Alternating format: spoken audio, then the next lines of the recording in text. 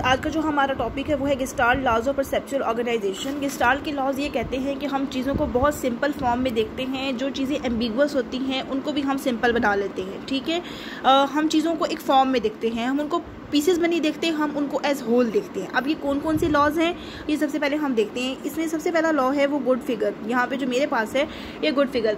कोई चीज़ जितनी भी एम्बिगुअस होगी हम उसको एक सिंपल फॉर्म में परसीव करते हैं। ठीक है, अब जैसे ये पिक्चर बनी हुई है, इसमें आप अगर यूँ देखें तो आपको समझ नहीं आ रहा कि क्या बना हुआ है, लेकिन आप फिर भी इसको एक ट्रायंगल, एक स्क्वायर और एक सर्कल परसीव कर रहे हैं। ठीक है, तो ये टेंडेंसी है कि आप एक चीज़ को बहुत सिंपल फॉर्म में गुड फिगर बनाकर देखते हैं। ठीक है, वो जितनी भी एम्बिगुअस होगी।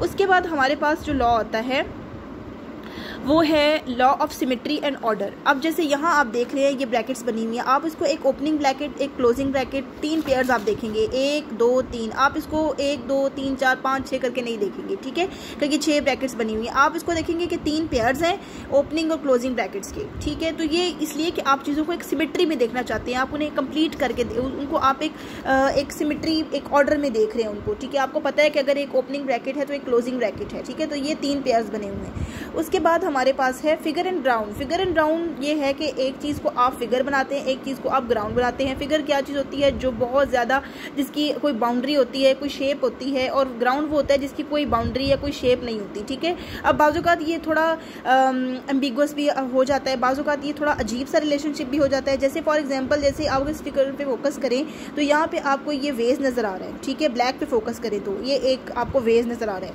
लेकिन अगर आप वाइट पे फोकस करेंगे तो आप देखें कि आपको 2 फेसेस नज़र आ रहे हैं। ये 2 फेसेस एक दूसरे के आमने सामने बने हुए हैं। ठीक है, तो ये फिगर एंड ग्राउंड जो है वो डिपेंड करता है आपके ऊपर। बाज़-औक़ात तो ये होता है कि जो चीज़ सामने डिस्टिंक्ट नज़र आ रही होती है उसको हम फिगर बना लेते हैं, और जो पीछे, जैसे अगर दीवार पे एक फ्रेम लगा हुआ है तो वो फिगर है और दीवार जो है वो ग्राउंड है। लेकिन अब जो कोई ऐसा कोई रिलेशनशिप होता है तो फिर आपकी परसेप्शन पे डिपेंड करता है कि आप किस चीज़ को फिगर बना रहे हैं, किस चीज़ पे वाइट पे फोकस कर रहे हैं या ब्लैक पे फोकस कर रहे हैं, आपके फोकस पे डिपेंड करेगा। ठीक है, उसके बाद है हमारे पास यूनिफॉर्म कनेक्टेडनेस। ठीक है, जैसे ये आप फिगर्स देख रहे हैं, अब इसमें ये 2 सर्कल्स और 2 स्क्वायर्स बने हुए हैं। आप इनको देख रहे हैं कि इनका आपस में कोई रिलेशन है और उनका आपस में कोई रिलेशन है। इन 2 सर्कल्स का आपस में रिलेशन नहीं बना रहे। क्या वजह है? क्योंकि वो लाइंस जो है वो विजुअली आपको 2 चीज़ों को कनेक्ट कर रही हैं। बेशक वो एक दूसरे के साथ जोड़ नहीं रही उनको, ये आप देखें, लेकिन फिर भी हम उनका एक कनेक्शन बना रहे हैं। ठीक है, यूनिफॉर्म कनेक्टेडनेस ये होता है कि अगर आप ज़रा सी लाइन बना देंगे 2 चीज़ों के दरमियान में तो आप उनके दरमियान कोई रिलेशनशिप परसीव करना शुरू कर देते हैं। उसके बाद है हमारे पास कॉमन रीजन। कॉमन रीजन ये कि जो चीज़ें बाउंड्री के अंदर होती हैं उनका हम कोई रिलेशन बना देते हैं, उनको हम इकट्ठा परसीव करते हैं, उनको हम एज ग्रुप परसीव करते हैं। जैसे ये आपको नज़र आ रहा है, ये सारे डॉट्स बने हुए हैं, लेकिन ये वाली बाउंड्री के अंदर है, वो उस बाउंड्री के अंदर है। आप कह रहे हैं वो ये 2 जो है ना, ये बॉक्सेस के अंदर ये डॉट्स बने हुए हैं। ठीक है, आप उनको इकट्ठा एक पूरा शुरू से लेकर एंड तक परसीव नहीं कर रहे। क्या वजह है? कि दरमियान में बाउंड्री बनी हुई है। जैसे फेसबुक पे आप पोस्ट देखते हैं तो उस पोस्ट की एक बाउंड्री होती है, उसके अंदर लाइक, शेयर और कमेंट्स होते हैं। वो पोस्ट आप दूसरी पोस्ट से मिक्स नहीं कर रहे होते।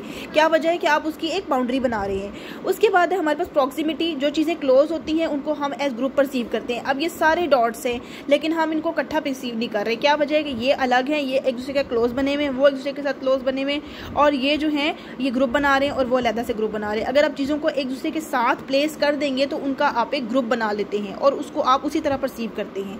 ठीक है, उसके बाद है हमारे पास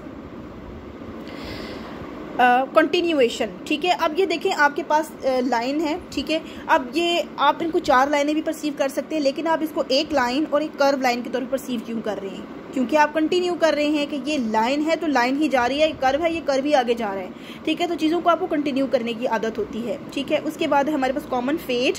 वो चीज़ें जो एक डायरेक्शन में मूव कर रही होती हैं उनका हमें ग्रुप बना देते हैं। जैसे ये डॉट्स नज़र आ रहे हैं, इनके ऊपर एरोज लगी हैं, आप इनको एक साथ परसीव करेंगे और इनको अलहदा परसीव करेंगे क्योंकि उनकी डायरेक्शन सेम है। ठीक है, उसके बाद है हमारे पास सिमिलैरिटी। अब ये जो डॉट्स बने हुए इसमें आप रेड को एक साथ परसीव करेंगे, ब्लैक को अलहदा परसीव करेंगे आप, क्योंकि ये रेड डॉट्स हैं वो एक दूसरे के साथ मिल रहे हैं। ठीक है, उनको आप एक as a separate group perceive करेंगे और ब्लैक वालों को आप एक सेपरेट ग्रुप परसीव करेंगे। ठीक है, क्योंकि इनकी प्रॉपर्टी सिमिलर है। रेड कलर है, ये रेड कलर वाले सारे आपस में रिलेटेड हैं, ब्लैक कलर वाले सारे आपस में रिलेटेड हैं। ठीक है, तो सिमिलर चीज़ें को हम एज ए ग्रुप परसीव करते हैं क्योंकि उनके अंदर सिमिलर प्रॉपर्टीज़, सिमिलर क्वालिटीज़ हैं। ठीक है, उसके बाद है हमारे पास फोकल पॉइंट्स। जो भी चीज़ विजुअली स्टैंड आउट करती है, वो हमारी अटेंशन को कैप्चर करती है। जैसे ये देखिए रेड कलर का जो स्क्वायर बना हुआ है डॉट्स के ऊपर, ये आपकी अटेंशन को फ़ौरन से कैप्चर करता है। एडवर्टाइजमेंट वाले भी यही यूज़ करते हैं कि वो इतने बड़े न्यूज़पेपर के ऊपर छोटा सा एक इमेज बना देते हैं और वो फिर ज़ाहिर है कि हमारी एक अटेंशन कैप्चर करता है। ठीक है,